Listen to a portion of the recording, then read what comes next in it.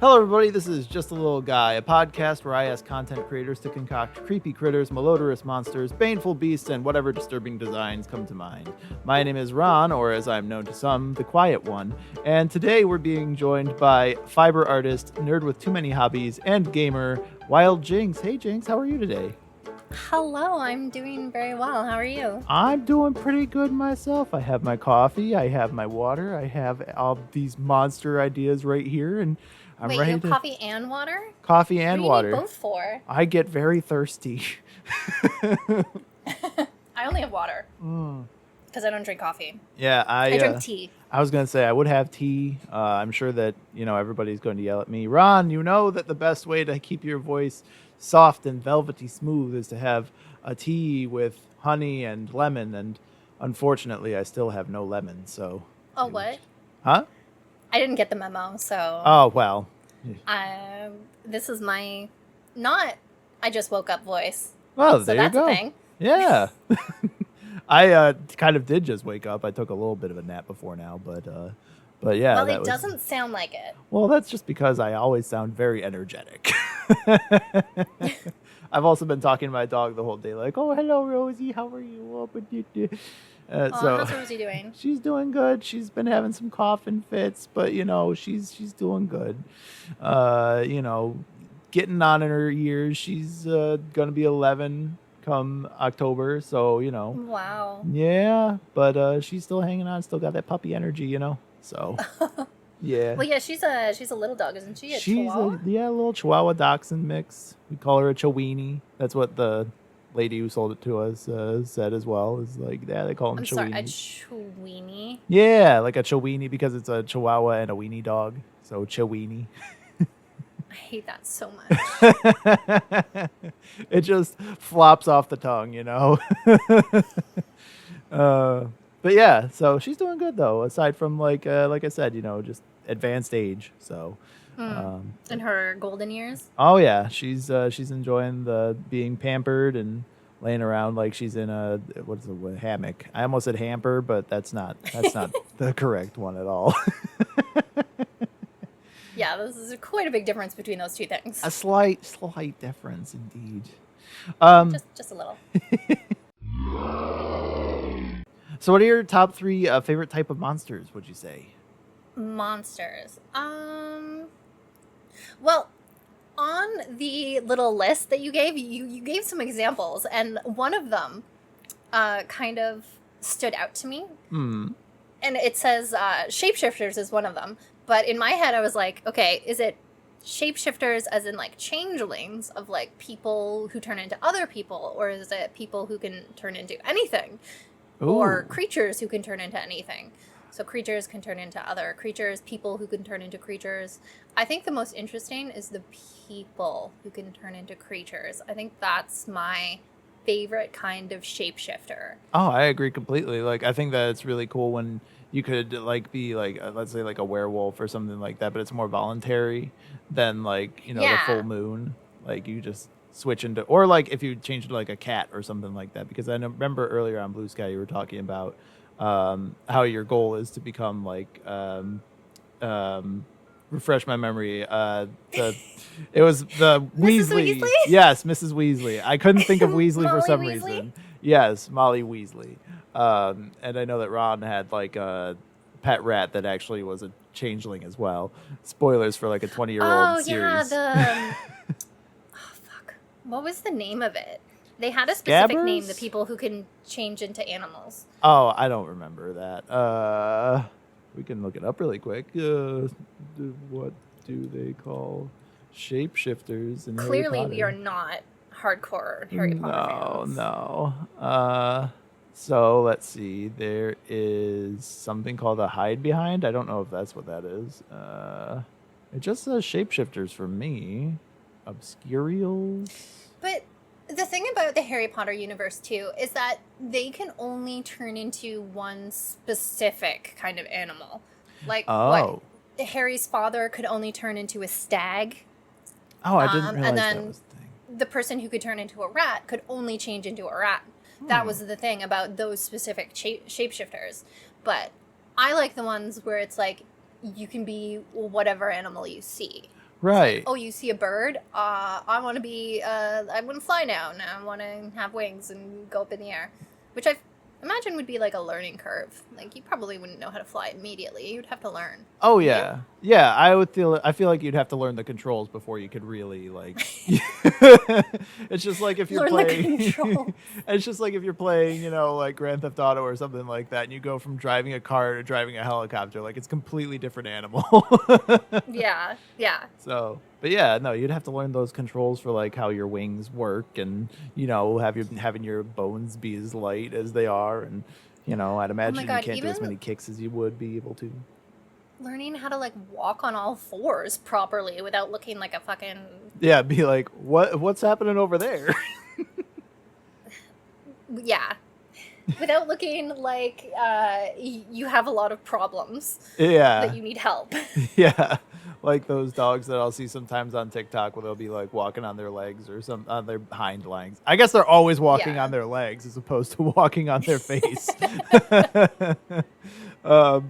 But yeah, Well, sometimes some of anyway. those animals are a little bit unfortunate. Remember how we were talking about a three-legged cat earlier? Oh yeah, true.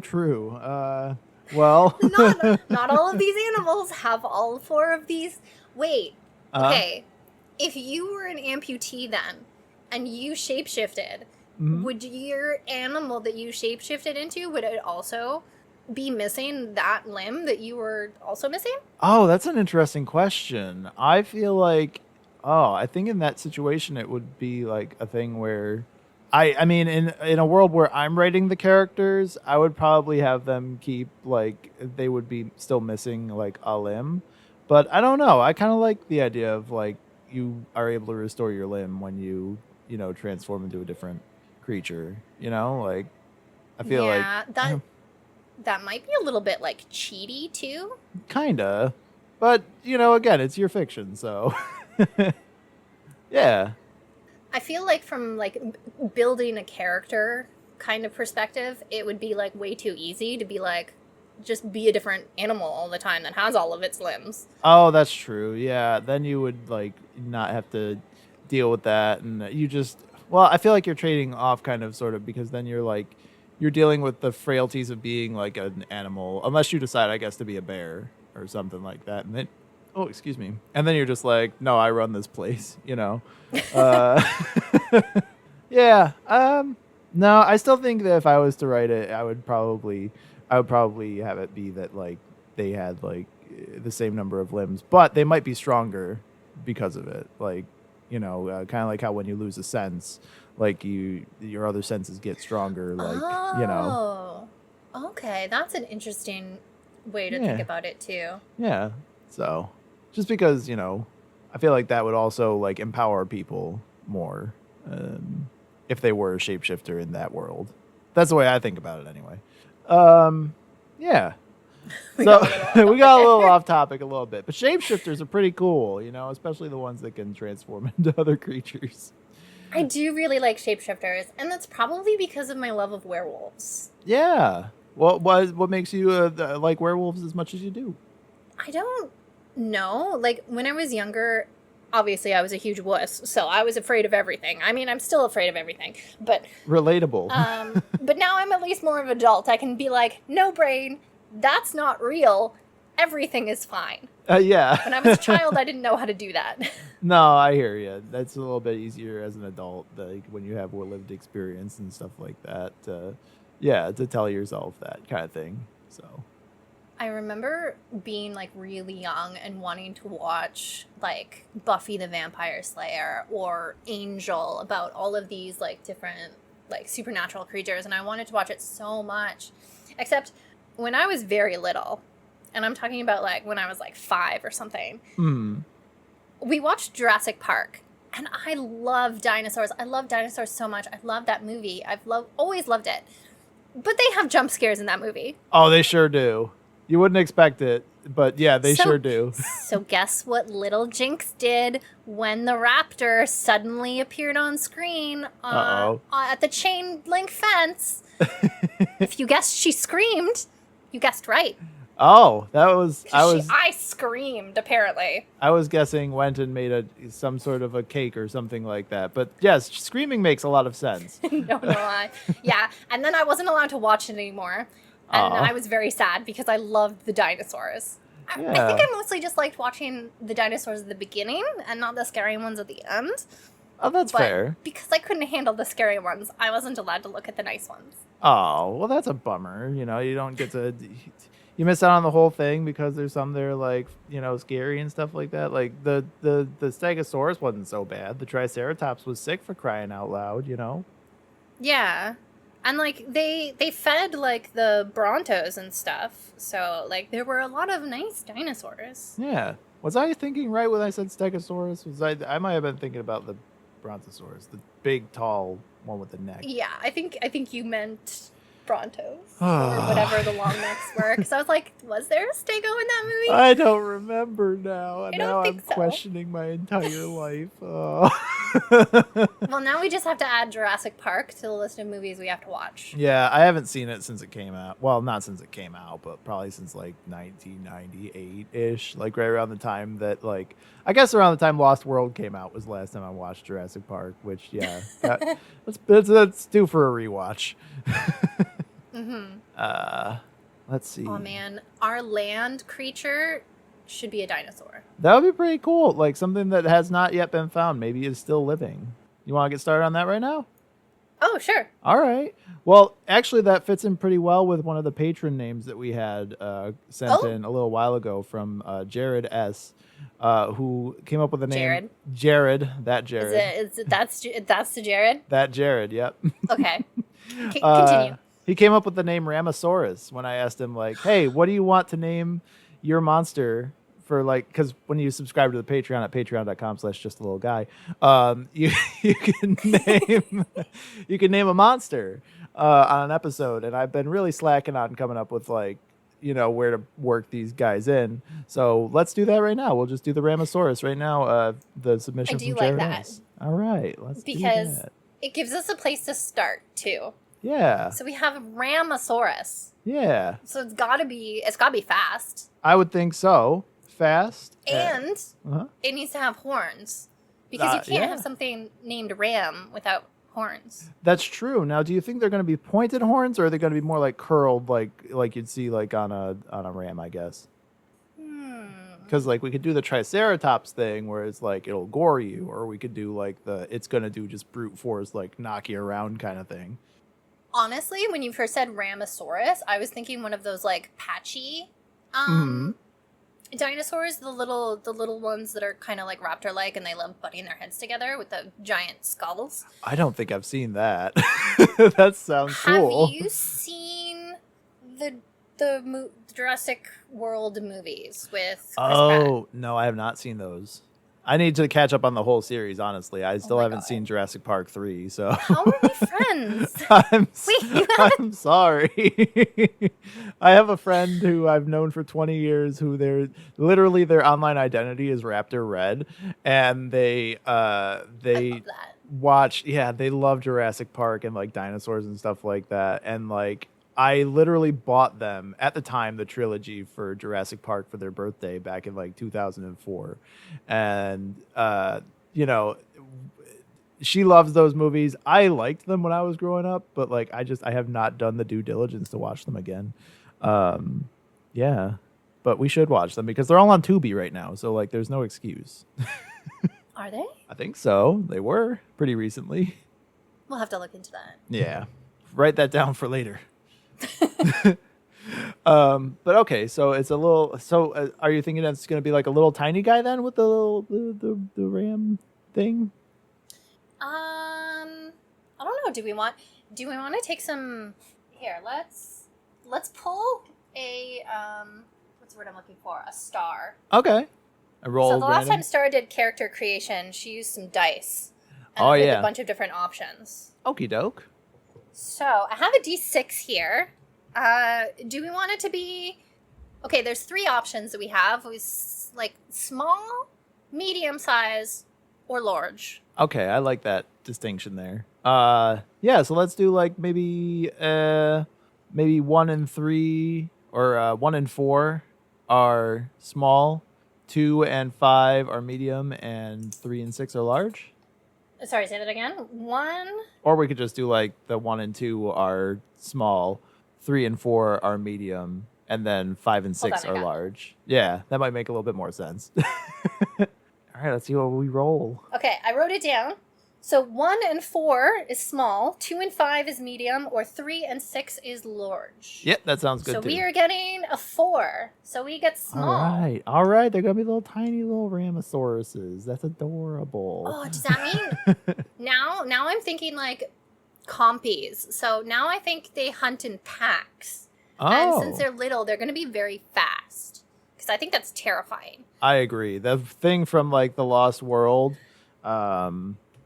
the beginning part there where the little girl is like feeding them like little pieces of like their ham sandwich or something like that. Yeah. And then they get chased away. Like that freaked me out so much. I was like, but they're tiny. You could just kick them. Yeah, but then they There were overwhelm so many. you.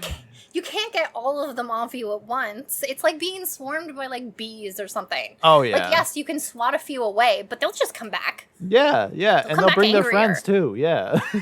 Yeah, they'll come back. There's going to be more of them. They're going to be angry, and they're going to fucking beat you up. Yeah. And it's not going to be a good wasps. time. Yes. Yeah. Well, those guys can sting you over and over again. Oh yes. yeah. So being swarmed by wasps is worse because they can do multiple stings. By bees, they lose their It's one stinger, and so done. they die. Yeah. Yeah. So so I think bees I would gotta rather be be there. stung by bees than wasps. Me too, because there's only so many bees and, so many stings they can give you. Which answers that philosophical question, would you rather be stung by 100 wasps or 100 bees? Wait. We have to unpack that question first. Okay. Now, is it getting stung 100 times Oh. by one wasp? Oh, that's a good Or point. is it getting like 100 bees sting you? Because Oh, so like a Yeah. bunch like in a row or all at once? Yeah. You know what? I might want to do the whole bunch in a row, honestly, because I've gotten a tattoo and like that's not so bad. But also, I don't know. I feel like that would still be a little bit easier than getting stabbed 100 times at once, yeah, and like, cause bees have venom, don't they? I'm pretty sure, bees and wasps, I think, both have venom, unless I'm mistaken. It's not toxic to humans, as far as I know, unless you're allergic. Yeah, it's just like an irritant, I guess. Yeah, that's the way I don't see know. it. I don't know that much about bugs. Me either. I don't know much about anything, if I'm being honest. I just play it very well. That's what we're all doing. Just imposter syndrome-ing our way through life. Oh, absolutely. I just, I make people think that I know what I'm talking about, and then they just like go along with it, and it's gotten me this far. Well, I guess you're doing something right then. Maybe. But back to the Ram-A-Saurus. So it's small. They are pack hunters. They're fast, and they have horns. So they're ramming into stuff. I imagine that in terms of like, they probably have like pretty powerful little back legs, right? Because I'm imagining, are we thinking this is quadrupedal or like it's on 2 legs? That's a good question. In my head, I was thinking 4, like on all 4s. Mhm. However, you kind of reminded me of like a kangaroo when you were talking earlier. So now I kind of think that I want them to be jumpy too. Oh, I kind of like that idea. With like crazy like strong back legs that can just like dart them forward and attack. I'm writing that down really quick. Like a kangaroo. This is why I have to edit so much. It's because I'm always like, hold on a second, wait, I gotta jot this down. Yeah. Okay, so strong back legs that can dart them forward like a kangaroo. I'm liking the way this is taking shape. Do we imagine them as being scaly or feathery or fuzzy or... What are our options? So feathers, scales, fuzzy, fur. fleshy, like just like flesh. Oh no, I don't like that. Okay, hold on. So flesh, I think I've gotten a clip of everybody scales, saying I don't like that when I say fur. fleshy. I'm um, gonna go skin slash yeah. flesh. All right, Because fleshy. flesh implies like rawness to me. Yeah. Like almost like a wound. Like what's under your skin. Yeah. To me, it like makes me think of like a plucked chicken. Like, Yeah. Yeah. Like it's not it's yeah, I'm not gonna write flesh. I'm gonna write skin. Okay. Okay, skin, scales, fur. Skin, scales, fur, and feathers. What's the other one? Oh, feathers. Which I know a lot of dinosaurs actually had feathers, apparently. Okay, so that means I need a D4. Mm-hmm. We're gonna randomize this stuff. So 4, 3, 2, 1. So skin is 4, scales is 3, fur is 2, and feathers is 1. We All got right. 1. You said it's So feathers, it's got right? feathers. Oh, wow. This Okay, little guy. now this is starting to look interesting because he's got horns and feathers. Yeah. What other creatures that exist in the real world have those kind of features? I don't know of any. And honestly, it makes me think of Monster Hunter, which I feel like is appropriate for this conversation. You know what? Yeah. I like that too. Yeah. It would be like one of the side monsters that you hunt for like your little side quests, not the like main big monsters, because it'd be like multiple little guys. Yeah, like the ones that you see like just hanging around. Like I know in the one I've only played really that one map, like aside from I guess like the wintry map later on, but like the most of my time in the game has been spent on the first map in the game.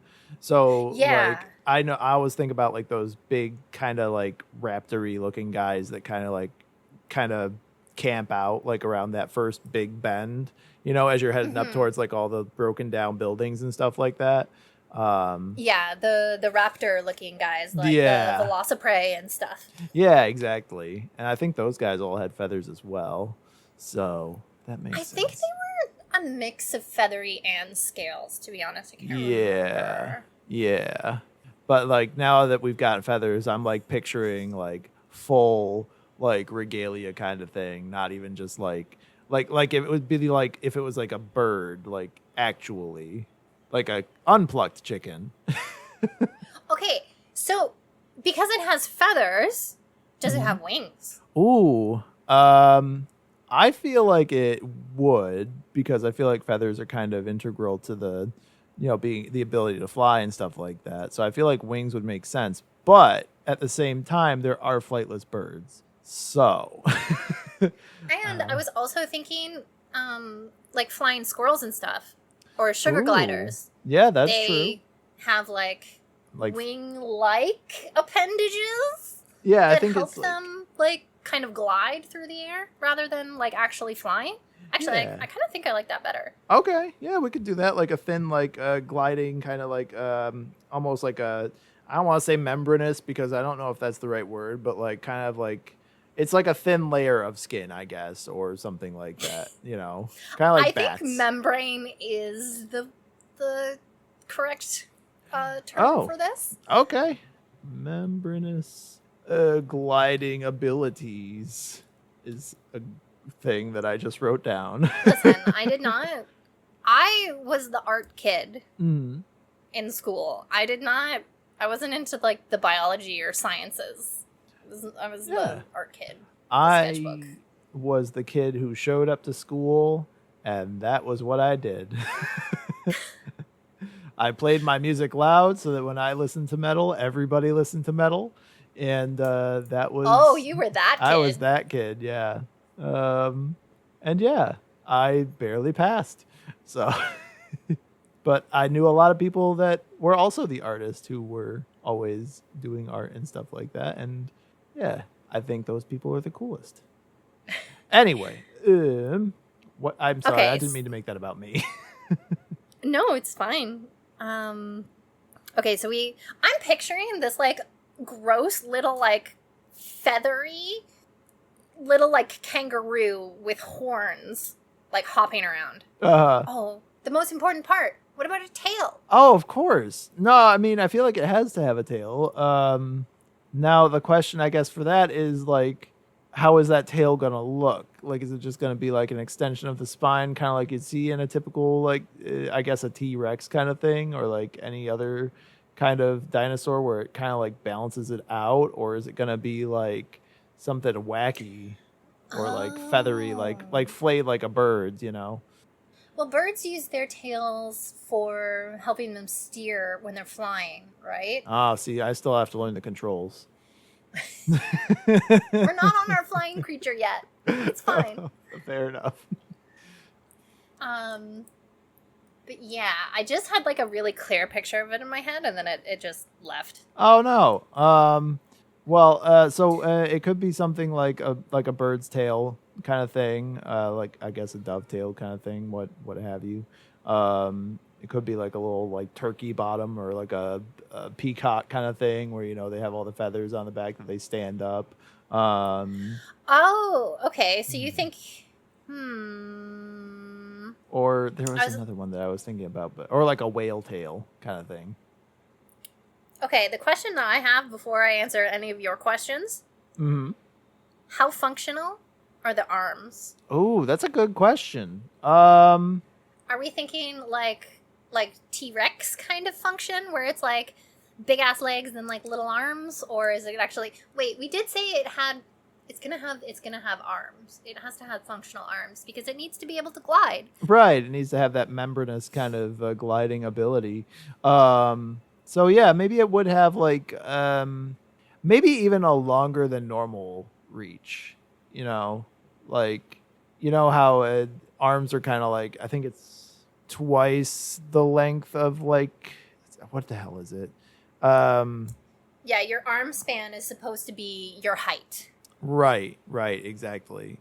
So in like the perfect proportions. Yeah. So maybe that's kind of, they have that and then a little bit more to like make so gliding it's like a little bit better. Weirdly weirdly too long limbs. Yeah, like maybe it's maybe they have like extra like, well, I was gonna say like extra like joints and stuff like that, but honestly the way that I'm looking at it right now, if they were to have like an elbow and then like a wrist kind of thing with maybe a claw at the end, but now we're just making wings. So so bat wings.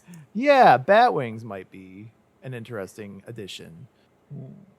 I'm kind of also thinking that they should have like really gross long fingers for some reason, because I think that would be really weird. No, gross long fingers are definitely like, a thing on this show. So well, when you start it with gross fingers, I mean, you can't get any better from there. Yeah, I mean, the tater tarantula, that guy had like fingers for eyes. So and everybody was like, "Oh, what's happening here?" And I'm like, "Well, he's got to feel the air, the current and stuff like that, know where to jump and throw his stuff." So okay. Yep. But yeah, so we can if we wanted to do like a bat wing thing, and then at the end of the wing, like he has like kind of long and kind of messed up fingers, that'd be cool. Yeah, like in those cartoons that have like little bat characters. I'm thinking specifically of like Fern Gully. Like how Batty's wings were, how it was mostly just like his hands were at the end and the rest of it was just like the wing. Oh yeah.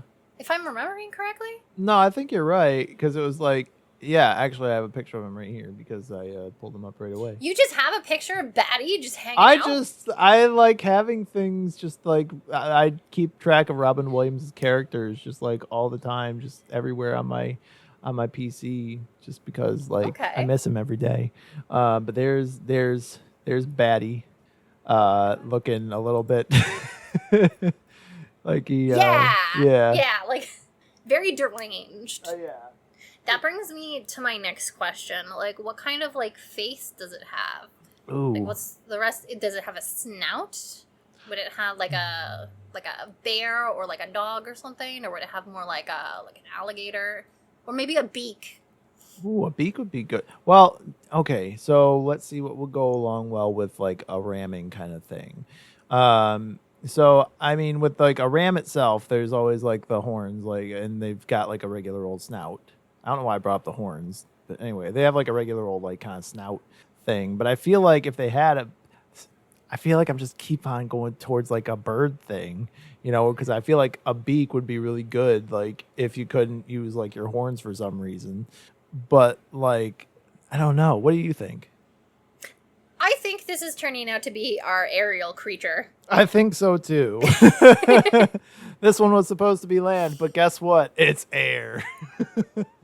That's how it do. That is how it be sometimes. Yeah. Okay, so we did say beak. I think weird beak with horns, feathers, weird wings. I'm also thinking a really like long, unnecessarily long tail to go with the weird fingers. Oh yeah, that makes sense. Because then it also like maybe it also functions as something that can grab onto like limbs or something like that. Oh yeah. Oh, that's terrifying. So it'll do like have the old something bat thing. attacking you with a prehensile tail. Oh yeah, yeah. Just like you get its No, wings. thank you. If you're attacking it, you get its wings like down, and you're like, I've almost defeated it. And then it whips around and hits you with the tail, and yeah. So many extra limbs that it could just hurt you with. Oh yeah, we could just make this thing into a giant tentacle monster. So. Okay, listen. I love tentacles. We're gonna have to put a pin in that for the aquatic. Good call. Conversation. This is going to be land, air, We'll go and back sea. Oh my god, we just had all these ideas to start with, and then they're just all going out the window with the first creature. Yeah, no, it's okay though. We could just do the unnecessarily long tail, and we'll say it's good at like gripping, like it's a prehensile one, like you said. Okay, there we go. All right. Okay. What else do we need to do for this guy? We got to come up with like a weakness sort of for it, like. But do we need to add? Do we want to add any more like physical features to it first? For the moment, his name is Ram-A-Saurus. Mm-hmm. But he's not very ram-like right now. That's true. Would it be okay to say that because of the I am thinking a ram style horns, the ones that are like really really thick at the top of the head and kind of do the curl around the chin at the bottom, like one of those like little bob haircuts. Yeah. I know a couple things about that. Yeah. So yeah, we can have the really like thick skull for bashing into things, but then we can also have the beak for like tearing and ripping. I like that. Okay, what if it hunts by like knocking the thing out by like springing at it? Oh, that with its that would make powerful sense. legs. Yeah. We're bringing it back to a Ram-A-Saurus. Yeah.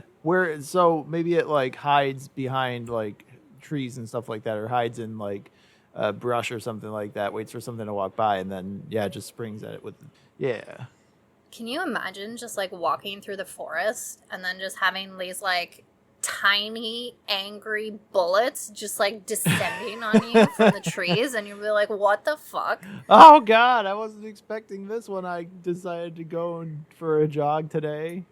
And not only does it hit you, but then it comes back and it's like it flies back biting around with the little beaks. Yeah. Like it uses the beak to kind of as it's recovering kind of thing, from the ramming, because I imagine even though it has a thick skull, you can only, bonk your head so many times. Yeah, the first ones that hits, once they start recovering, they attack with the beaks, and then the other ones that are still coming in are still getting, like, attacking with the horns. Yeah, and then, like, once you get past the beak part, then you'd use the prehensile tail to drag them down. Or maybe, you're just, like, maybe the prehensile tail just, like... from them. Yeah. They're gonna be everywhere. They're everywhere. Oh my god. I also had this thought just now where, like, even though they have, like, the strong back legs, I feel like this is still giving like a very strong like bird profile, and so I'm wondering, how would you feel about adding a second pair of legs at the back?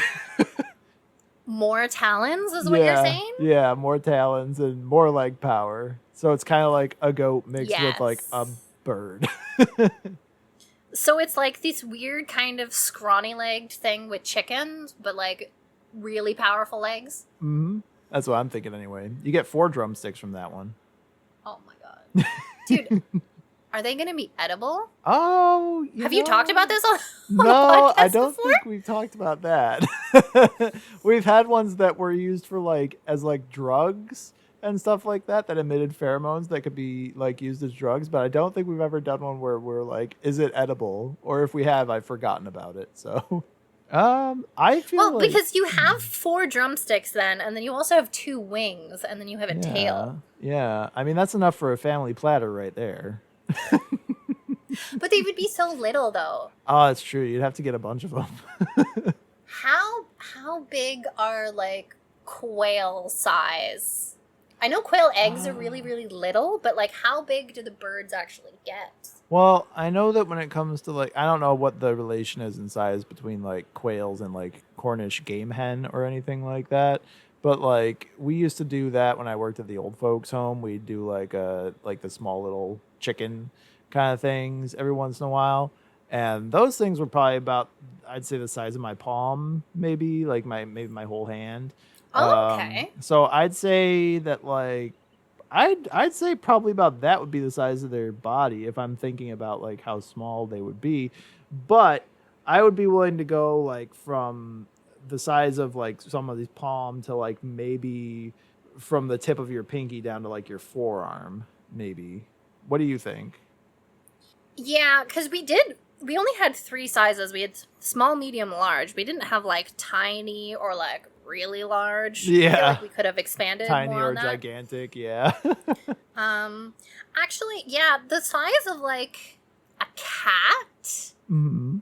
like a regular house cat. I think, yeah, from like the Ooh, pinky yeah. to the elbow. Yeah, that I think would kinda be be like- threatening, yeah.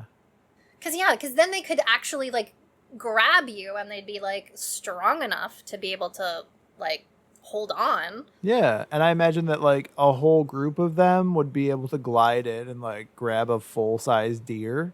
So Oh, dude, they would devour that thing.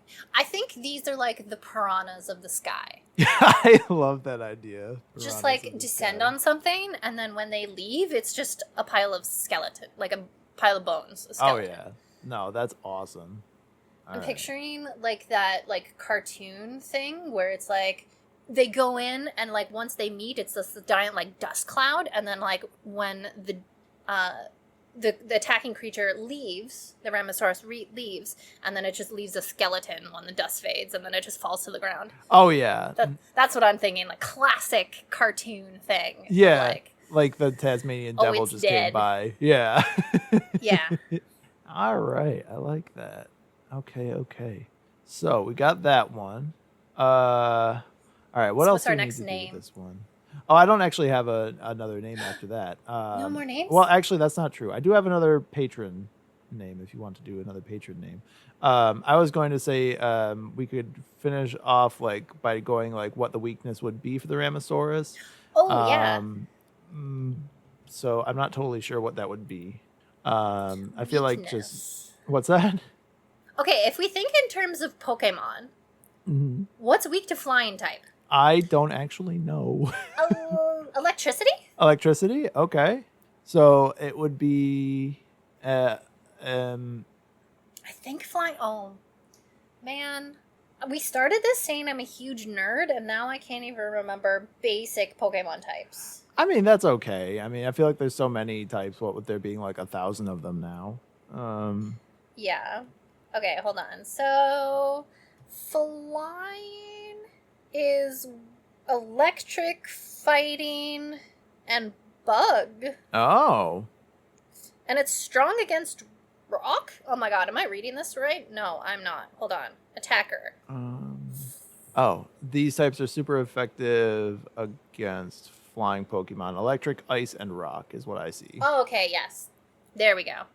All right. And then its ground is not effective against it at all, so... That makes sense because they'd be in the air and the ground would be on the ground, so I could see that. What does that mean for our cryptid monster fellow? So maybe it stays away from the cold areas. It doesn't really like mountainous regions. And maybe if there's electricity nearby, it tends to stay away from there. So, like, if you're isolated in the countryside, maybe, then that would be where they would go. And maybe they migrate in the winter. Yeah. I think his habitat would be somewhere in like a foresty. Oh, so what color is he? How is he going to blend in? Oh, good question. I've been picturing green this whole time, but I think that's because I've been having a hard time getting scales out of my head. Um, what color do you think would be good for him? I'm good with green because then he can kind of like greens and browns so they can kind of blend in with the trees because they gotta have some kind of camouflage. Yeah, that would make sense. And they're very sensitive to temperature changes. They don't like thunderstorms.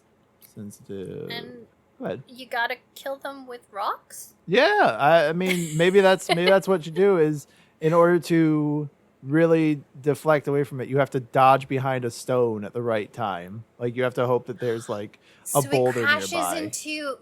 So it misses and crashes into something hard and breaks their skull. Right. That's how you have to kill them. All right, so you have to make it crash into something stronger than itself, which is something that birds are prone to.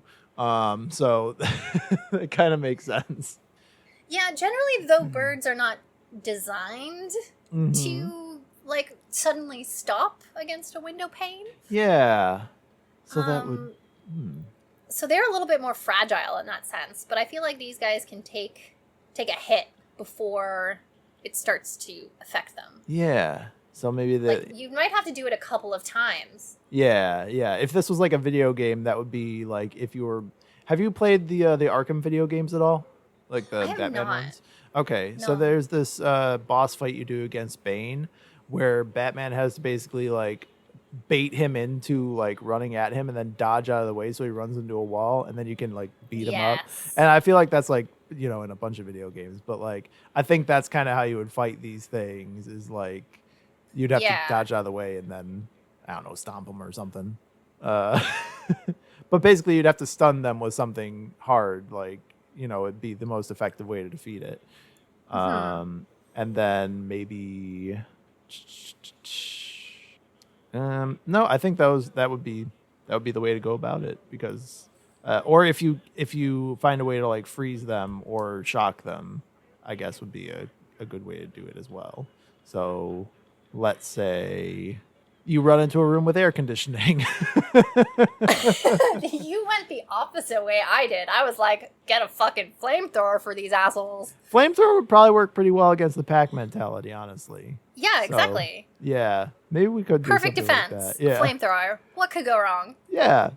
So we'll don't have to worry about forest fires or anything. No, never. It'll grow back. It's fine. Controlled burns happen all the time. All right. Oh no. Well, I think that's good for the Ram-A-Saurus. Is there anything else you'd like to add for him? No, I think he's pretty good with his chicken legs. All right, I like that too. All right, I have this weird like doodle that I've been doing. Yeah, awesome. It's really, really rough, but it's like on a piece of paper where I've written down like all of the other stuff. All right. Hey, I like that because that will make things a little bit easier for me later on when I'm doing the art and stuff. All right. We said he has 2 sets of legs. Oh, yeah, because he has the 2 on the back. Yeah. I think that's... Yeah, no, I don't want to run into this guy. No. I wouldn't either. This is the stuff of nightmares. Kinda, sorta, yeah. I mean, you're just walking along one day and then all of a sudden you get like a flying ram out of nowhere with like a prehensile tail and beak. Like, yeah. And it's really tiny too. So you're like, oh, it's so cute. And then his friends come out and yeah. Would it be cute though? Would it be cute? Because I don't think my first reaction for one of these things shooting themselves at me would be like, this thing is cute. Let's take it home. What a sweet little guy. Yeah, no. You know what? You made a good it's the point. compy mentality. It's just like, oh, you see one? And then all of a sudden you're surrounded. And then it's like, oh, no, you're dead. Right. I kind of want to say like maybe they have like these like intergroup like roles where one of them will be like the one that will act like it's wounded or something like that. They have a designated Yeah. bait Yeah. Yeah. in like the pack dynamic. Yeah, I think that makes sense. So then You're the like weakest link. predators, You go take the You- prey's attention, and then take the hit to make the play. yeah. Oh no, I feel sorry for that little guy. Yeah. Well, I mean, it might also be like as strong, but maybe it like has the best like acting abilities or something, you know, or something like that. Well, I guess it depends on the emotional intelligence of these guys. That's true. Well, we can let people decide whether they want them to be emotionally intelligent or Yeah. not. Because I feel like they're already pretty devious as is. So I kind of feel like they probably have some kind of intelligence, but like, you know, I don't know. Yeah, the like swarm / pack mentality of like just being able to communicate with just like what's the word I'm looking for? Like just a look. Yeah. So like nonverbal communication kind of thing. Yeah. Yeah. That's what I was looking for. Yeah. Nonverbal communication. Thank you. They have their own baseball signals where they just like wink 3 times, and that means all right now. But there are so many things they can do because they have so many limbs. That's true. They could have really complicated language and we just would never know. Yeah. They just They could be like smarter than us. oh no, that's true. Now I'm even more scared of them. All right, that's the Ram-A-Saurus. I like him and hate him all at the same time. How do you approach character design when you are making a new character? Wow. Starting off with the big questions. Yes. You can picture me like steepling my fingers like up to my lips as I say that. Well, I don't actually have a lot of experience creating monsters or creatures or anything like that, which is weird coming from somebody like me. Like, I do a lot of creative things like knitting and crocheting and making chainmail jewelry, making all this other stuff. Anything that comes into my head, I'm like, oh, I could make this. Right. So struggling is not something that somebody would think of when you talk about like character creation like that. But I think the first way to approach a character or a monster is like what the purpose of that character is. Is your character going to be sad? Is your character going to be like angry? Do you want your character to be like what kind of emotions is this character going to go through? Or do you want it to go through? And then you can kind of build on there. Well, oh, they're angry. Well, why are they angry? Oh, well, their family was killed in front of their eyes. Yeah. Oh, okay, well, now what? Well, now they want revenge. So now they're going to get revenge. We've given them their motivation. Yeah, exactly. Yeah. And that's actually fairly similar to one of the characters that I have already created. But don't worry about that. Yeah, we will. We'll talk about that a little bit later. You know, with other stuff that we got going on. Yeah, no, that's a good way to go about it. Is like determine like what the motivation is, kind of first, like what kind of emotion you want to go like in that direction, kind of thing. Yeah. Yeah. Like, if you're doing it for a D&D character, how do you want to play? Do you want to play somebody who's, like, more reserved, or somebody who's more talkative, somebody who's more playful, somebody who doesn't know very much about the world that they're in? Like, somebody small who's young and learning, or you could be, like, old and wise? Yeah. Or you could be like me and just play somebody who's like, I don't know what's going on. I'm too stupid to know anything.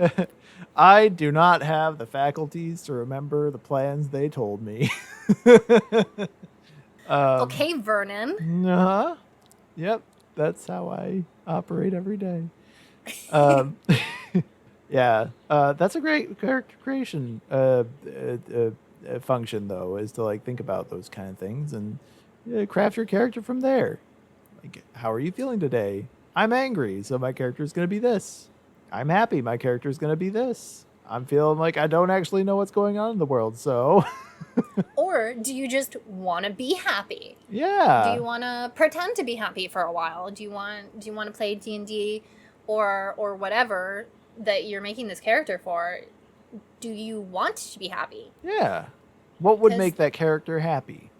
Yeah, like do they I don't know, do they love animals? Do they like spending time in nature? How do they feel about, other people? Yeah. There's like What are they afraid of? yeah. There's a lot of great like kind of I guess personality test or interview questions you can ask like your character sort of kind of when you're in Yeah. the process of crafting them. Yeah. All right. Because like Maldris was my first D&D character, and I love them to pieces, but sometimes I'm like, I want to take them in a direction that they weren't originally designed for. Yeah. And I think when I was creating my second character, Naomi, she was the one that was way more fleshed out and had more personality. She has way more personality. She has a voice to her. Like, That I is do true. a voice when I'm playing her, Oh yeah. No. which Maldris doesn't have because I've never figured that out. I can Right. also kind of cheat and say, oh, they're a changeling. They can sound whatever they want to sound like. Yeah. Well, yeah, that way when you suddenly decide you want to do a British accent for them, you have a reason because Oh, I'm suddenly terrible at accents. Well, if you decide that you want to make them talk like a pirate, Can you imagine Maldris suddenly just being like, "Arr"? Arr, Randy, get over here. I'm gonna throttle you if you don't tell me the information I want right now. Well, that is quite in character because Maldris, has threatened people for information before, There very you go. successfully. Yeah, I remember. If you guys have not, check out What's Left of Us. It's got Maldris and all of their friends threatening ghosts right away. Yeah. One of the first things we did was, Emery shook the ghosts, True. but felt there's still a lot of stuff to unpack with what happened on the train that I don't think a lot of us have really dealt with yet. I feel like a lot of us have kind of not really thought about that, except for wow, that was weird that we all died and kept coming back to life. Well, and then the fucking asshole who was responsible for it came back. Yeah, he sure did, didn't he? Wow. Yeah. Yeah, just made. That doesn't count as spoilers, does it? That was like several months ago. That was like years ago. Well, no, actually, yeah, that was several months ago at this point. I kind of forgot. I don't think so. I mean, if you're listening to this, you've probably caught up on What's Left of Us. And if you haven't, then just turn your ears off for the last 20 seconds, all right? You'll know it when you get to it. Yeah, no, I don't really consider that to be spoilers. Like, I might put in a thing like, hey, if you want no spoilers for What's Left of Us, skip this part. But, like, again, I'm kind of going into this with people being more experienced with the campaign and everything. And we didn't say who it was anyway, so. True. Yeah. Anyway, it doesn't really matter. Go watch What's Left of Us. All right, so the next monster we got is another patron submission from first patron that we ever got, Taru Tikkanen. Oh. So she's been waiting for quite a while. And this one's called The Archiver. So, between land, air, and water, I guess air and water in this case, I guess between land and water in this case, where do you think the Archiver would fall? My first thought is that it lives in libraries. Mm-hmm. That makes sense. So I would say the land creature.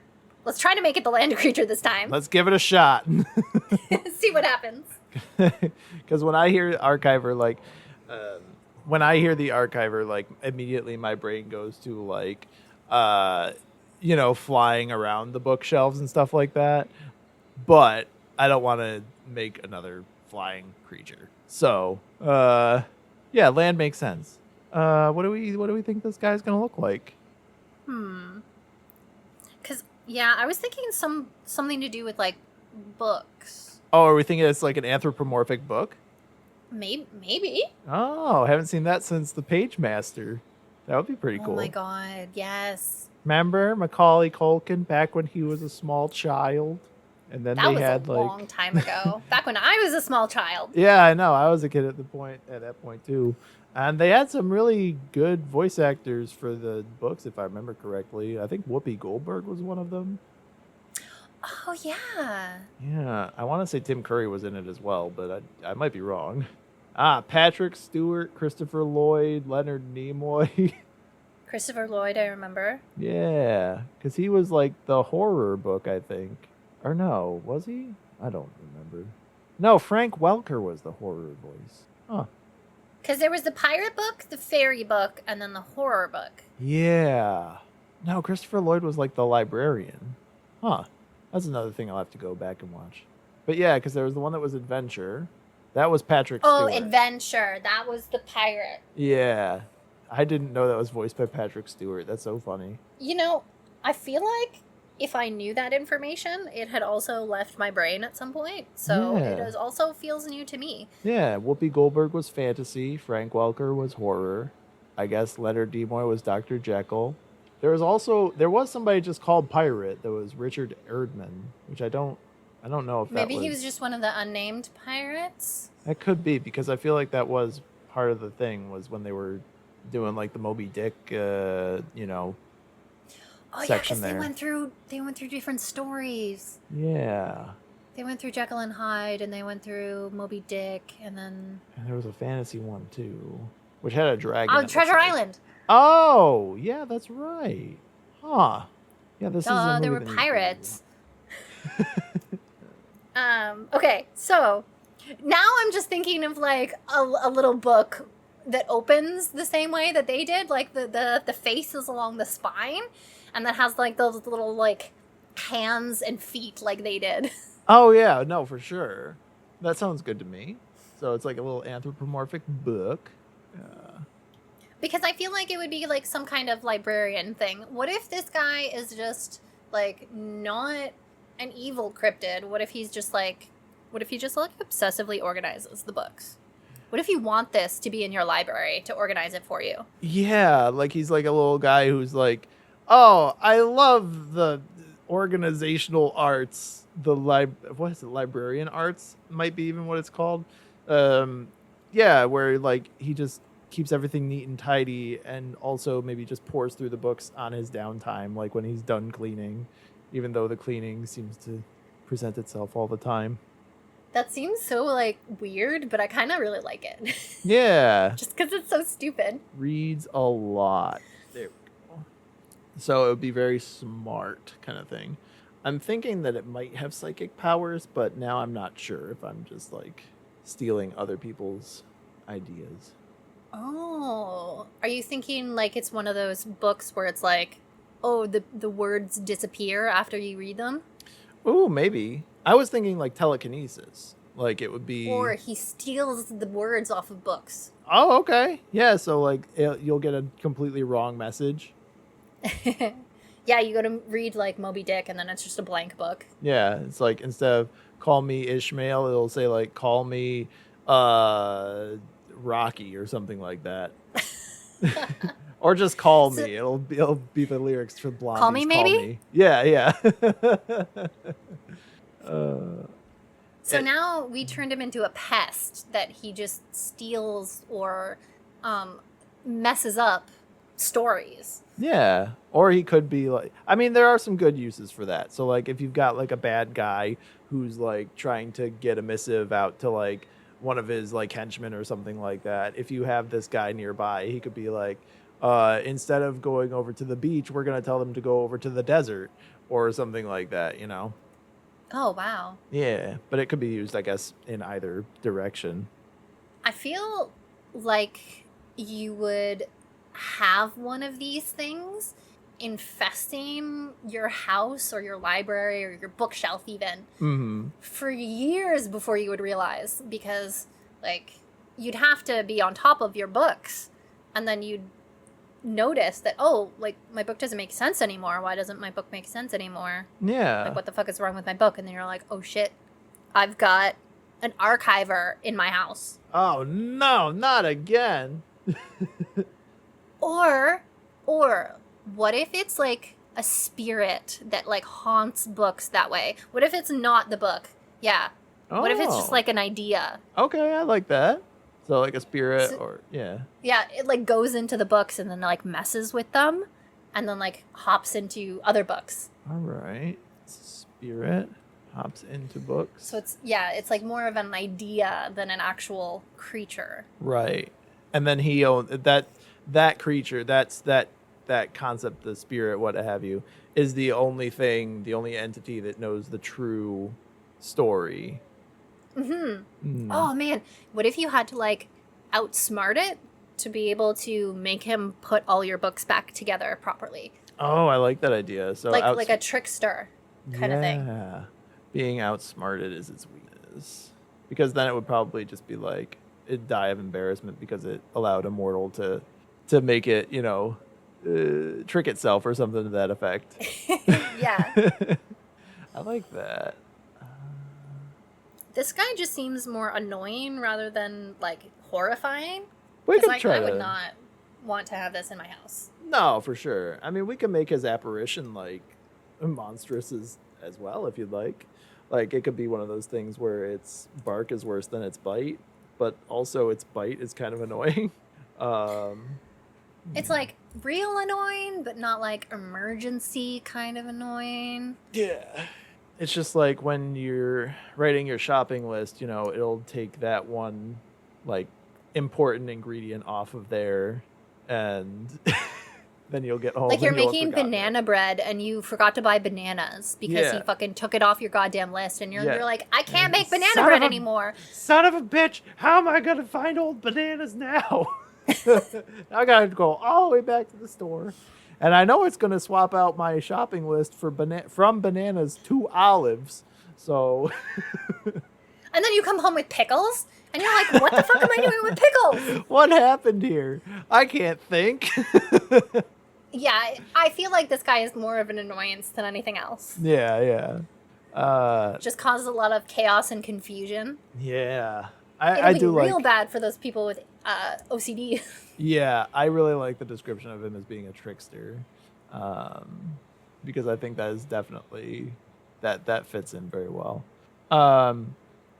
I do kind of like the idea of him still being like that little anthropomorphic book though, just because like it could then literally take the words and it goes into its pages. So then it Oh. starts to make like a list of all these words it's stolen, and maybe that's how it communicates with other people, like to like maybe you have to meet its demands and then it will leave peacefully. Like the fucking kidnapper that Yeah. leaves like a ransom note. Yeah, a ransom note from the books on your bookshelves. Oh no, that's a little bit more sinister. Because that would be creepy. Like coming downstairs and like having a book that's just open and says like, yo, pick up some pickles from the store. Yeah, you're bring like, me "What the fuck home is some of this?" those briny, delicious pickles.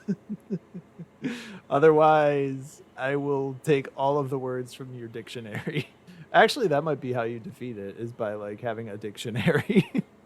Yes, you would need the dictionary to be able to outsmart them because, okay, listen, this is so weird. But what if you defeat it by correcting its grammar? Oh, yep. Nope. There you go. Correcting its Be like, grammar. this sentence doesn't make any sense, and you like pull out your dictionary and you're like, this is the definition of this word. You're using it incorrectly. You're And then using it it just kind of wrong. like fizzles Yeah, and because, like turns into a pile of goo, and it's like, oh, well, now I have a mess to clean up. yeah, because it only works with like phonetic words. It doesn't really understand the language. It just knows like your and you are your is like it sounds the Oh, no. same. It just has bad spelling and grammar. It would be even worse if it only messed with the grammar in the books. Oh yeah, it steals all the commas too and the apostrophes and makes these little notes in itself where like the grammar is just indecipherable. And you can't tell who's talking? Like, what is happening in your book if you have no actual proof of who's saying what? Yeah, that's not That even. would be the most There's no confusing quotes shit. around that. Yeah. How do you know who's talking? Yeah, you didn't even put. You forgot to take the word said.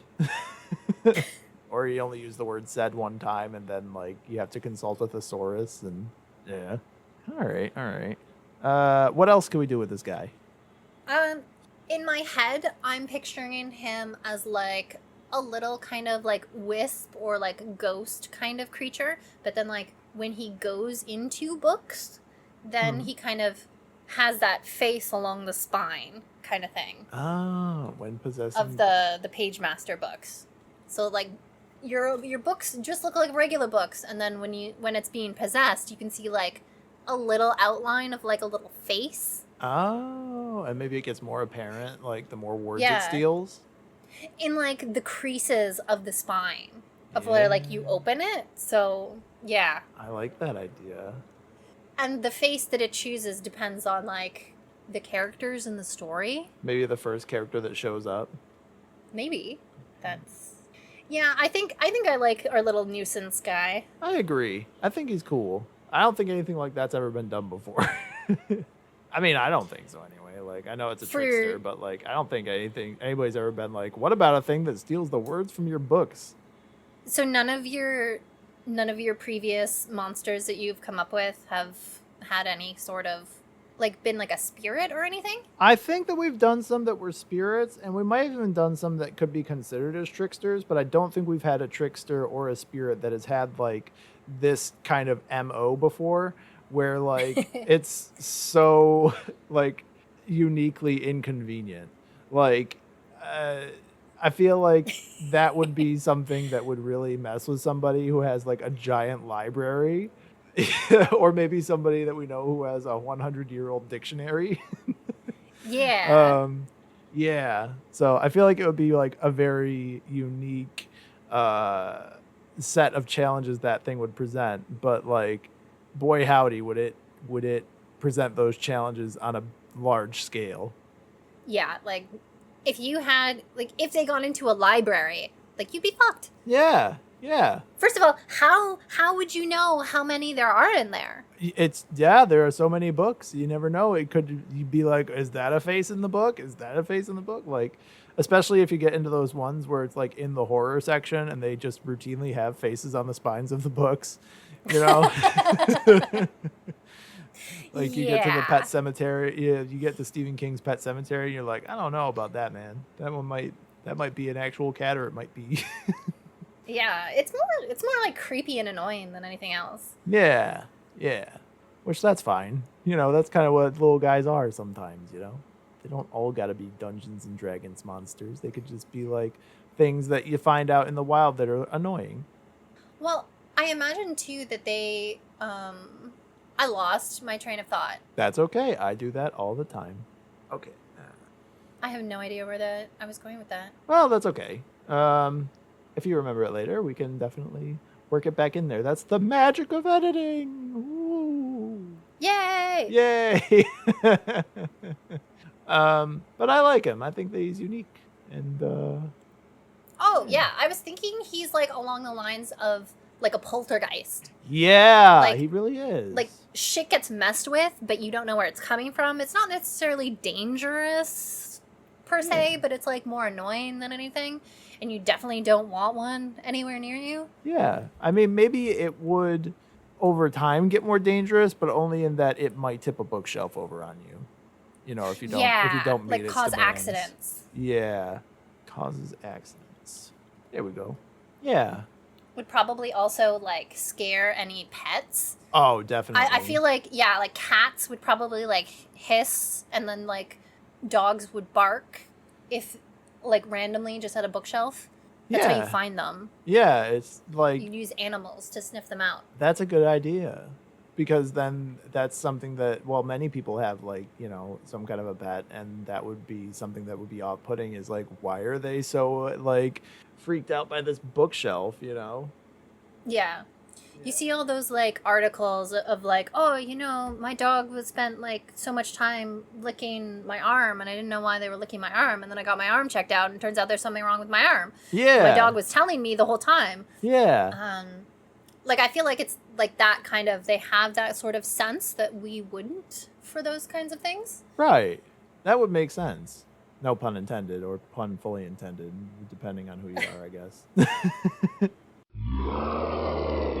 I don't know if I like really have a like specific type of horror that I like. And I'm probably in the minority here. Oh, maybe. But I actually like jump scares. All right. Interesting. I know some people, they're like, oh, it's like a so cheap tactic. But like I like being able to like, okay, there's a fucking jump scare coming. There's a jump scare coming. You're going to scare me. You're going to scare me. And then something else happens that's completely random. Oh, yeah. Just completely subverts it. Like, all of a sudden, there's, like, a book falls down on a desk or something like that. Yeah, like, your attention is, like, completely somewhere else. And then something randomly happens. Yeah. Those, like, a lot of the horror stuff that I've seen for, like, movies and stuff have mostly been kind of like, oh, hikers get lost in the woods, and then they find these like cults of people that have been living in the wilderness for like forever, and then they get like hunted down or whatever, or there's like supernatural stuff involved. Those are the kinds of things that I like. There's nice. also one really weird movie that came out of, I think, a few years ago that like, I don't know why I liked it, but I really liked it. And I think it was called, like, Happy Death Day. Oh, yeah. I remember hearing about that one. Yeah, it was a girl who, it was basically Groundhog Day, and she kept getting killed and reliving the same day over and over again. And, like, she had to figure out, A, who was killing her, why they were killing her, and then how to stop it. Yeah. Which I think was pretty interesting. No, I agree completely. That's I mean, I always really liked Groundhog Day, so, having a horror kind of kick to it is interesting, I think, and very unique. I recommend that for anybody who likes those kind of horror movies. Yeah. I thought it was pretty good. All right, I'll have to check that out then.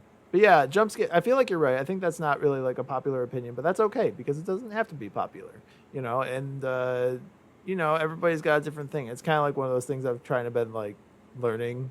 I'm trying to learn rather, which is if something's not for me, that doesn't mean that it's not good. It just means that I don't like it, And so yeah, I don't really discriminate when it comes to horror. If I'm being honest, like jump scares are just fine with me. It's the most effective for me as well. I feel like because, just an unexpected like face, where there's not supposed to be one, just something about it just catches you off guard and it just viscerally upsets me. So yeah. And like those times where like something is only there for like a split second, those ones I really like too, where it's like lightning flashes and then you can see somebody standing there, and then when it's gone, like the person's gone, and you're like, did I imagine that? Yeah. Was that just something that I, thought I saw? Like, yeah, those can be really creepy too. Oh, yeah. I'm going to be honest with you. Normally, this is where I'd have the guest from the last episode tell me what they wanted their monster to be called. But I forgot to message Solari and ask him what he wanted his monster to be called. Oh, is he online right now? He is. I don't know. He's probably spending some time thinking about it a little bit. Otherwise, I do have some names here that if you want to, we could roll like a D6 or 7 or something like. There's no D7s. What am I talking about? We could roll like a D6 for it if you want. Oh, sure. Okay. Where is my D6? Do you want to roll it actually? Yeah. Since you have all the stuff I sure do. Written down. All right, here we go. All right, I rolled a 5. Okay.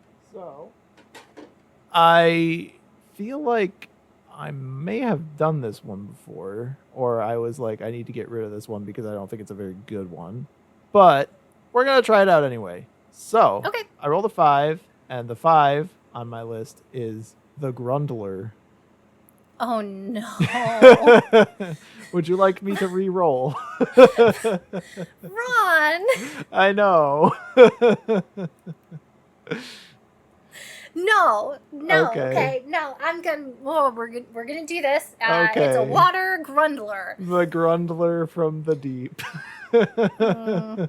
Okay, so it's a deep sea creature then. Yep, or just a sea creature. It's up. Yeah, I'd go with a deep sea creature. Why not? That would explain why we haven't seen one before. All right, Grundler? the Grundler. Oh. I feel like every time I do this one pops up, and I'm like, I don't think I want to do the Grundler today, but you know. No, we're gonna fucking do the The Grundler today. the Don't take that Grundler- out of context. The Grundler will get its due. We'll have this time in the spotlight, in the sunlight. I guess so. At least in the something or other. I don't know. If it's a deep sea creature, it probably doesn't want to be in the sunlight very much. I'm imagining that would make it like very pale or something too, which is even more like What makes if it it even has more that disgusting. like gross translucent skin Mm-hmm. that like some fish, like a jellyfish? Okay, we were talking about tentacles before. Yes, we sure were. Okay. The Grundler should have So- tentacles. Imagine like a body of a jellyfish, Okay. but instead of the regular tentacles, like octopus tentacles. Oh, okay. So instead of like the stringy kind of tentacles, it has like big, like strong kind of tentacles. Yeah, which I suppose that's just an octopus. Well, I guess so, but Now that I think about it. not exactly, because I mean it's kind of, but like not exactly, because if we're thinking about like a jellyfish, like it's just like a big old dome, like with like translucence and stuff like that. It doesn't have like eyes or anything that we can really perceive. You know, it's just kind of floating around. You know, like kind of doing its jellyfish thing. I don't actually know how they sense like where they're going. I imagine that's part of what the tentacles are for. I don't know either. Huh. I don't know that much about jellyfish. Me either. How do jellyfish I know navigate? they're cute and I like them. That is the Yeah. extent of my knowledge. Let's see. And they're usually in the ocean. They typically are, yes. Oh, do jellyfish actually have eyes? I did not know that. Oh. How many eyes? How many eyes are we talking? Well, according to this, the Caribbean box jellyfish learn to spot and avoid obstacles despite having no central brain. Let's see. First evidence So jellyfish. it's a mindless creature. Yeah. Huh. So I'm not really reading this right now. I'm going to be honest with you. I'm like looking at the article, but it's not really registering. It's with not. me. But like these, I'm going to send you a picture of it. It's this is a Caribbean box jellyfish. And like I can kind of see where the Ooh. eyes would be. I feel like Dude, that looks like a cute little creature it does. that's like smiling happily at me. Yeah, I can see that. I love him. He's just living his best life in the Caribbean, under the sea, as it were. I love little jellyfish man. Yeah. So like maybe it will have like, so if I'm going by like the design of this creature, this little animal, this little guy, it looks like it has like an eye maybe on each facet, like each direction, kind of sort of. You know, it has like 4 different eyes on each side of it. Oh. If I'm interpreting this picture correctly, it might be that it has one on each side, or it might just be that it has one eye. I don't know what I'm fucking looking at. We're Yeah. just making this shit up. We're just making it up as we go along. Maybe it has a big eye like on the top of its head, like this one might actually have here. Okay, eyes all around the head.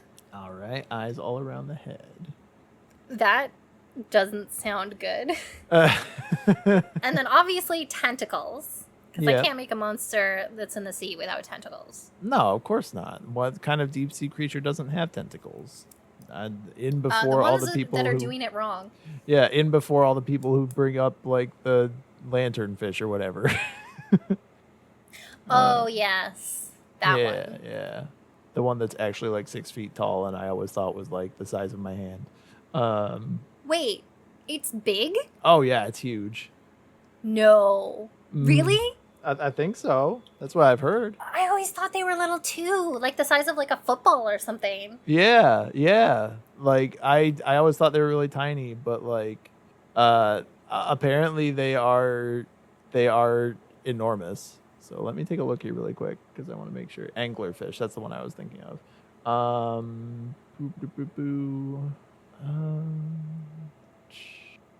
apparently they're different types. Huh. Yeah, I guess so. I thought I saw a picture of one like that was the same size as like a person, but maybe that was Photoshop. Okay, so this one says their lengths can vary between 2 and 18 centimeters, which is 1 to 7 inches, Oh, okay. with a few types as large as 100 centimeters, which is 39 inches. Oh, okay. So that's not as big as I thought. I thought they were going to be like. That's still a meter. That's still like 3 feet. So. That's still a lot bigger than I thought they'd be. That's up to my waist. So yeah, and then when you like kind of bear that out into like the creature itself, that's kind of intimidating to kind of think of a 3 foot long anglerfish kind of thing. So. Interestingly enough, too, I was just glancing at this, and the females are generally larger than the males, which is interesting. That's being much larger, apparently. Oh, so maybe those are the ones that get up to 3 feet tall. Yeah. Huh. Interesting. Interesting. But yeah, these things look fucking horrifying. Yeah, no, I agree. So that kind of brings up the next question. What kind of mouth does it have? How does it eat? What does it eat? Ooh. So what would it eat in the deep sea? I feel like it has to be like...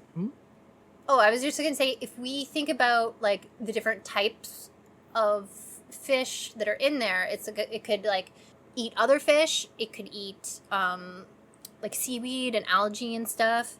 Some fish have like little beaks almost, and like octopus have little beaks too. Yeah. And other creatures just kind of like filter out the nutrients from the water. That's interesting. So I feel like in the deep sea, well, I guess we should go back to kind of what we did at the beginning of this. How big do you think it's going to be? Like when you finally pull one up from the water?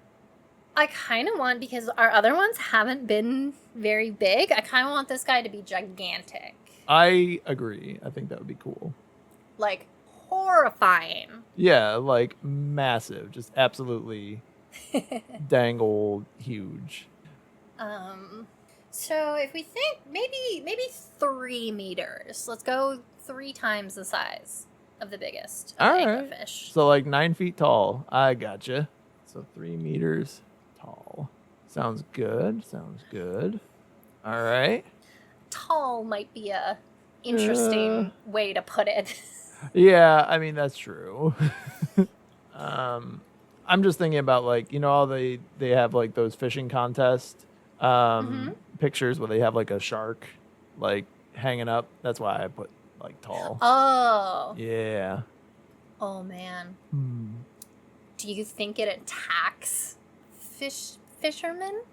So the way I kind of thought, yeah, I think that what it would do is maybe sometimes it will grow its tentacles like longer depending on how long it's been alive. Like let's say that they continually get larger like as time goes on.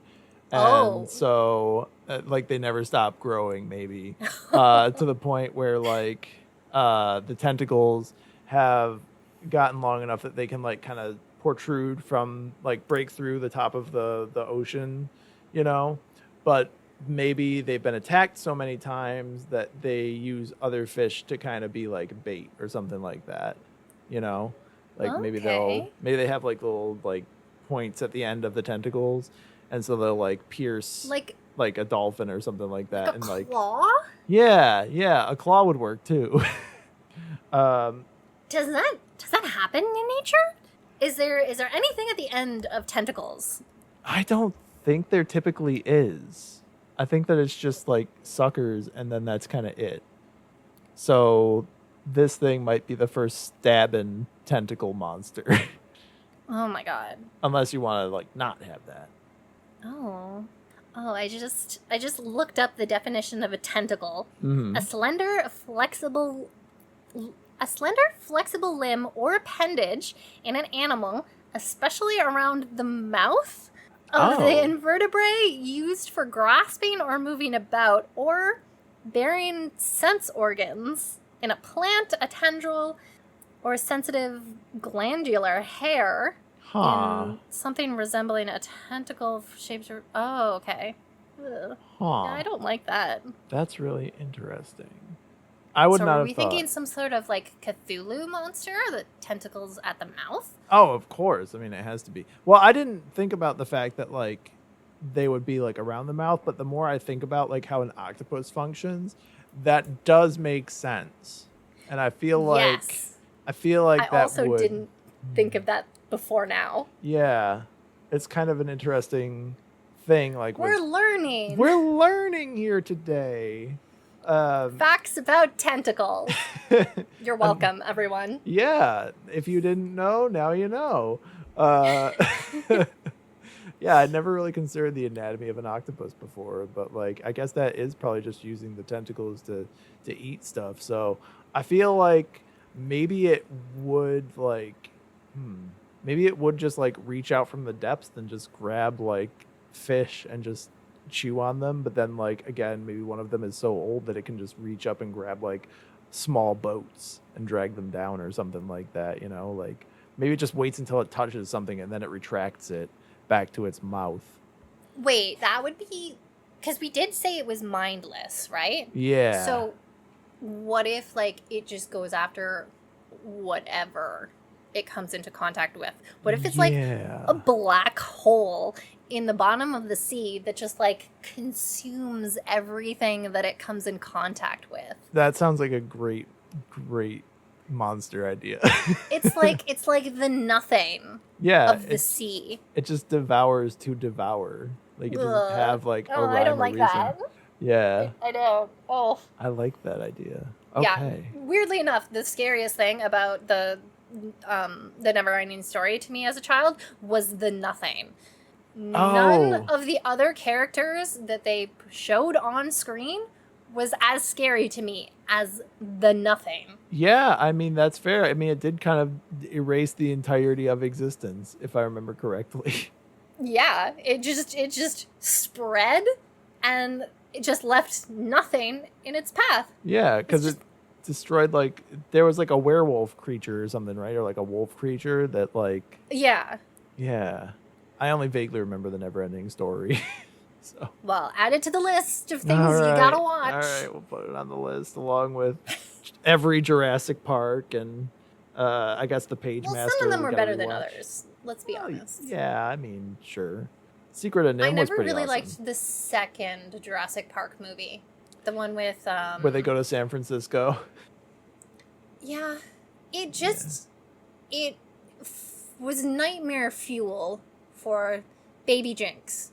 In Yeah. the fact that they showed T-Rexes looking through people's windows, Oh. like bedroom windows. Yeah. So Tiny Jinx was like, oh no, there's going to be a giant eye that's going to show up at my window at any point Oh yeah. when I'm trying to sleep at night, Yeah. and it's going to eat me.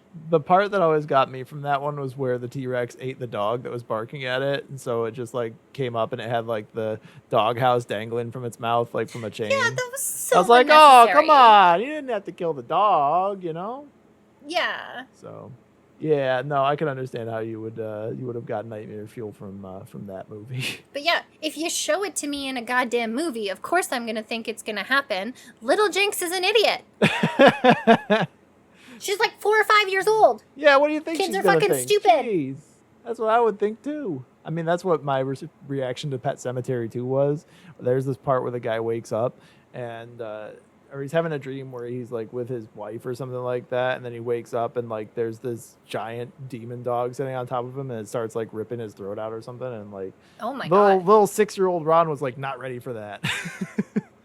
Yeah. So Yeah. I mean, child Jinx wasn't even ready for movies like Braveheart. They can take I mean, Mel Gibson is a scary guy, so. It was not that. It was the movie violence that they showed. Like arrows sticking out of people. Little Jinx could not handle that. I'm going to be honest with you. I didn't watch Braveheart either, so. I still don't really know what it's about because I've never watched the full thing. The one thing I can like gather from everything I've kind of seen is like Scottish independence, and that's about it. So I don't know. That's I all I just got. remember people with face paint running at the camera. Yeah. That's the main part I remember as well as the line. They can take our land, but they'll never take our freedom. I don't know why I went into a French accent there, but you know. I guess it's because we're talking about the Grundler, which seems like a very French creature. Oh, right, the Grundler. The Grundler. That's why we're here. That's what its name is. Okay, so yes, we just went on a huge tangent about it just consuming everything in its path from the nothing. Yes.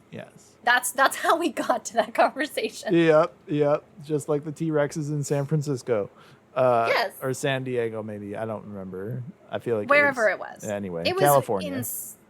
It was where people were, where small children were sleeping soundly in their beds, and dogs were getting eaten. Yep, exactly. As opposed to down at the bottom of the ocean where nothing except for deep sea creatures live. And yeah, so it's really old. It's able to like grab things from like the surface basically, or from the boats and stuff like that. And yeah, like you said, it's just mindless. So many tentacles. First thing that it runs into, like it just like it would just consume. Yeah, it just eats it. What kind of weakness do you think this thing would have? I don't think there is a weakness. It doesn't. I don't think there's have any one. stopping this. Well, You how did just the have nothing to- get stopped? Oh, I don't remember. How did the nothing get stopped? They gave spoiler alert For a for 40-year-old a movie that's like 1,000,000 years old. They gave the Empress a name. Oh, and that's how it stopped? right. Yeah, because I'm a little fuzzy on the details. Maybe you have to say Grundler 3 times. Yeah, you have to Just yell out stop it. Grundler. That's the only word it responds to. Don't ask how we figured that out. Yeah, I don't think there is any stopping this. I think it's just something that exists, and Yeah. No, I think that's because it says that in the end of the never-ending story, the nothing succeeds in destroying Fantastica, but Bastion creates a new version of the world. yes. So this thing is eventually going to devour the Earth. And then we'll have a new Earth. And then we start New Earth. And we don't allow the Grundler to exist. Well, maybe what if it's like the cycle of the universe? Oh, yeah. Eventually it gets so big that it eats the universe? Yeah. Well, no, maybe it's like it gets so big and it's so like the Earth is overpopulated and it just like finally sucks everything else in, and then there's this new planet and then life starts again. Oh, that's interesting. From like scratch. Maybe that's the Big Bang. There you go. The Big Bang is the Grundler eventually got so full that it just burst. And then like it just keeps, it's like a cycle, it just keeps going. There's only ever one Grundler. That's why it's the Grundler. Wow. Oh, that's got some implications. That means that New Earth would have to be larger than New Earth would have to be larger than Now Earth, which would mean everything else by comparison would have to be bigger. And yeah, what if our Grundler that's in the sea right now, maybe he's so small that it's like not what was I gonna say? It's not, we don't have to worry about anything right now. Right. It's still years and years and years and years, like hundreds and millions of years away from it, like imploding again. Yeah. And starting over from scratch. Yeah. I like that idea. What if the Grundler is a god? The Grundler. I find it so funny thinking about something that is like a god being called the Grundler, but I feel like that's very appropriate. Listen, you challenged me That with is true. creating a creature, a sea creature, no less. A sea creature called the Grundler, yeah. Yeah, that's the Grundler. Yeah, that's true. I did do that, and you came up with the most horrifying character that could exist. Yeah, because it's the one thing that, like, terrified... Well, one of the things... I was afraid of basements when I was little, okay? Oh, me Let's be too. real. I was, like, up until high school where... Okay, but we had an unfinished basement when I was growing up. Mm-hmm. Like, you could see the fucking... Yeah, like the floorboards and like... Not even the concrete. Oh, I gotcha. The concrete that was poured on the floor. Like, the original The base. foundation. Yeah, the foundation. Huh. Yeah, And, we like, had something like that too. The Go ahead. walls were not done, so you could walk through them. Oh, that's Like, really the unfinished. frame was up, Mm. but the drywall wasn't. Oh. The insulation, yeah. So the insulation was up, but it wasn't covered with drywall. So it was just pink everywhere Oh. with like the moisture barrier in between. Oh, dang. And that's what my basement was, and concrete floors. I can understand why that would be a little bit freaky, especially like as a there's- kid. The ceiling isn't finished. There's like wood everywhere. There was a mouse that had crawled at one point in between the layer of plastic and the pink stuff. I just said the word. The insulation? The insulation, yes. Yeah. And it had died Oh, no. in between there. So, That must have been traumatizing. I mean, unless they got rid of it, that fucking mouse is still in there. That little Oh, no. skeleton. And you could see the tail. You could see, like, where the fur was starting. It was gross. Oh, yeah, no, I bet. I don't know why we didn't cover it. But it was just out there. And, like, of course, like, it was covered in, like, boxes and junk. And, like, our chest freezer was down there. So, like, Yeah. that's why I had to go down there. If you wanted ice cream, you got to go in the fucking Gotta basement. go to the chest freezer, because that's where all the stuff is. And that terrified me Yeah. for like most of high school because I just did not like going down there because it was creepy as fuck. And there were spiders. And Oh, yeah. Yeah, no. Yeah, it was gross. No, I the don't like bugs are definitely like the biggest drawback of that kind of setup. And like you said, being Yeah. able to see like the skeletons of dead animals that have somehow like crawled their way in there, you know. And then like knowing that there could be other live mice True. because we lived out in the country, right? True. So then, yeah, so you if there's probably one would. mouse, there's more mice. I would imagine because that one didn't just get in on its own. So, yeah. Yeah. So Yeah. Little Jinx was not brave. No, I mean, I Let's can just put understand that out there. I can understand that being scary. So, yeah.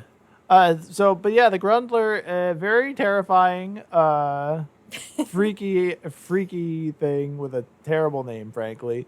The worst part about it is the name. Yeah, it's not that it devours the world every once in a while. It's just the name, the Grundler. Like, what a Yeah. unceremonious way for the world to end. Not with a bang, but with the Grundler. With a munch. Mm-hmm. Yep, just Like like a yeah. and then you just don't exist anymore.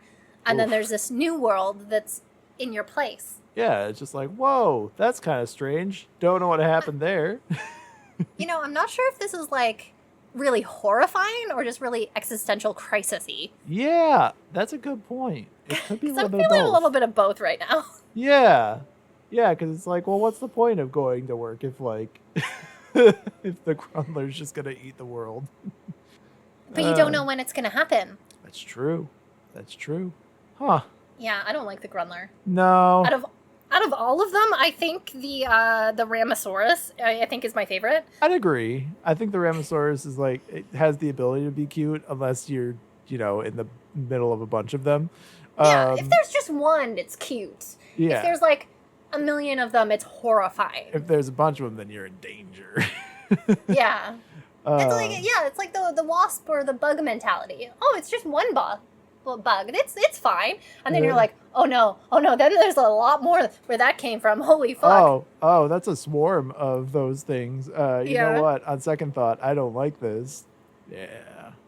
Yeah, kind of makes you never want to go outside, doesn't it? Kind of a little bit, but I also never want to go outside anyway because I just like being Oh, that's at true. home. That's why I'm a people out there. podcaster. Also true.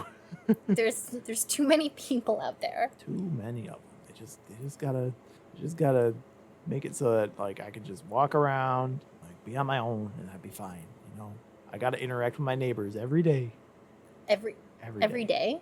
You talk to your neighbors every day? It's mostly just like, hey, how's it going? Good. All right, cool. Have a good day. But I yeah. don't even see my neighbors most of the time. Well, yeah. Sometimes I don't even see my roommates. Well, I live in an apartment complex where there's Oh. like 12 buildings, like per, or 12, what do you call it? There are 12 apartments per building. So like, Yeah. it's really rare not to run into somebody when you're in the hallway. Fair enough. Yeah. We're like one of those like duplexes where there's like 6 houses attached to each other all in one line. Yeah. We're like one of the middle houses, so like I never see. Well, sometimes I see the neighbors, Yeah. but not really. I try to avoid them. Again, there's too many people out there. I don't want to talk to people most of the Yeah. time. I just kind of want to do my thing and get along and, you know. Yeah. Yeah. So I hear that. But all right, I think that's going to wrap it up for the Grundler and everything else here for this episode of Just a Little Guy. Jinx, thank you so much for joining me. I had a great time Thank today. you so much for having me. This has actually been really fun. Yeah, my pleasure. I had a great time talking about these weird little guys with you. Yeah, no, it was great. Yeah. Where would you, is there anything you want to plug? Any place people can find you if you choose to be found? Oh, the 2 main places to find me right now are on YouTube. So, WildJinx, YouTube. I think it's at Wild-Jinx. I don't know if I got the handle for that correct. But Let if me you double just check. search WildJinx, and then you'll see my little logo, and you know it's me. Yep, that looks right to me. The second place is Blue Sky, actually, as I've been more active on that one, talking about my plant adventures and my knitting adventures and just whatever random thoughts come into my head. Yeah. If it has nowhere to go, it just goes on Blue Sky. Yeah. I love Blue Sky. It's a great site. So those are the 2 main places that you can find me right now. Right. And that one is at wildjinx.bsky.social. Yeah. Oh, yes. Thank you. Yeah, no problem. I just Not had to gonna- look it up myself because the Blue Sky naming system is so bad. Yeah. If they could have learned one thing from the Dead Bird website, yeah. you could have had a better naming convention. Just simplify it. saying. Yeah, every Yeah. place else. It's Mm. at wildjinx.bsky.social. Yeah. Why? Why? Why can't I just be WildJinx? Why not just Wild? Maybe they'll get rid of that in one of the upcoming things. But in the meantime, it's wildjinx.bsky.social. Yes. Yeah. And any other project you'd like to plug, or is that everything today? No, I think that's everything for the moment. Okay. I do have, like I mentioned before, we started recording. I have other secrets and plans. Ooh. That hopefully will be coming out maybe soon.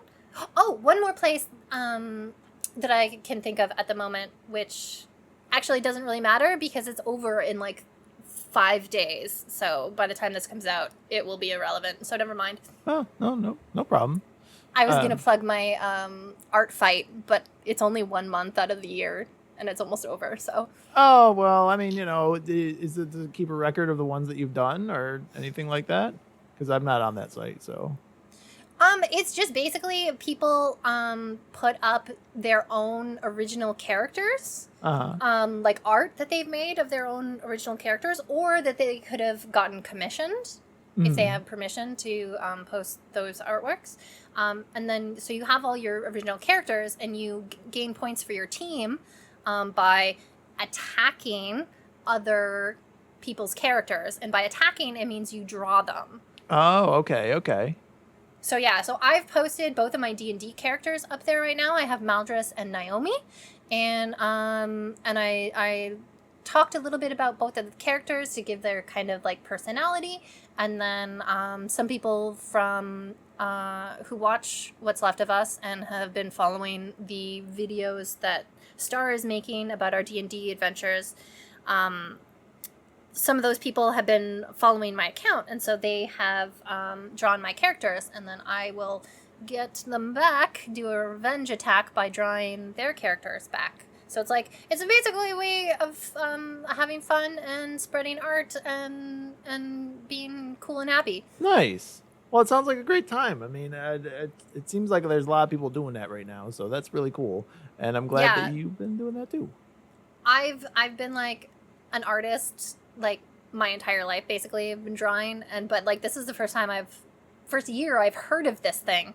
So apparently it's been going on for a couple of years, but like I just didn't know about it until now. So I have joined, and we'll see what happens next year too. All right. Well, I guess in the meantime, if you want to like follow ahead of time, it'd probably be WildJinx on there too, right? Yep. All right. I don't know if you can really search I was gonna on say, that I don't website. see a search function, It's so. a weird. Yeah. But if you go to, let's see, it is artfight.net dash and the little tilde key and then WildJinx. All right. Wow. There we go. I'm just gonna keep these in for the. Oh, you gotta log in order to see it, but that's okay. I'm keeping like track for the. I can also send you that link later. That would probably also be smart. All right, everybody. Well, thanks again for listening to Just a Little Guy.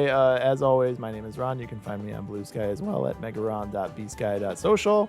And also check out our website at justalittleguypod.com. And if you'd like to help contribute to the show, you can go to patreon.com/justalittleguy, as well as my personal Ko-Fi, which is used right now to help pay for my fiance's dental bills, ko-fi.com/rsworthout.